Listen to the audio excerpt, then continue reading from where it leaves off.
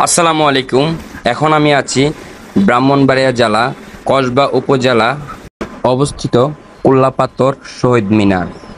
এখানে আছে হাজার হাজার দর্শনার্থী। 1971 সালে পাক বাহিনীদের সাথে যুদ্ধ করে যারা শহীদ হয়েছেন তাদের সমাধিস্থল। সবচেয়ে দুঃখজনক একটা ঘটনা হলো কি, এখানে আমি যখন যাই ভিডিও বানাচ্ছি তখন দেখতেছি অনেক ভাইয়ারা এবং আপুরা জুতা নিয়ে ভিতরে প্রবেশ করছেন। আসলে এখানে 50 জনেরও বেশি সমাধিস্থল রয়েছেন যারা 1971 সালে যুদ্ধের সময় শহীদ হয়েছিল। তো আমার কাছে যে জিনিসটা খারাপ লেগেছে, এখানে দেখার মতো কেউ নেই।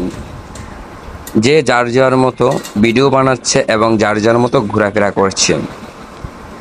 তো এটা যেহেতু একটা সমাধিস্থল, এখানে জুতা ছাড়াই প্রবেশ করা উচিত ছিল। আমাদের মা বোনেরা কত জ্ঞানী মানুষ, জুতা নিয়ে ভিতরে প্রবেশ করছে। আর এটার লাখো বাঙালির রক্তের বিনিময় আমরা ফিরে পেয়েছি বাংলাদেশ। যারা কিনা শহীদ হয়েছিলেন 1971 সালে, তাদেরকে আমরা সম্মান করতেই জানি না। তাদের সমাধি স্থলে কিভাবে প্রবেশ করব সেটাই আমরা জানি না।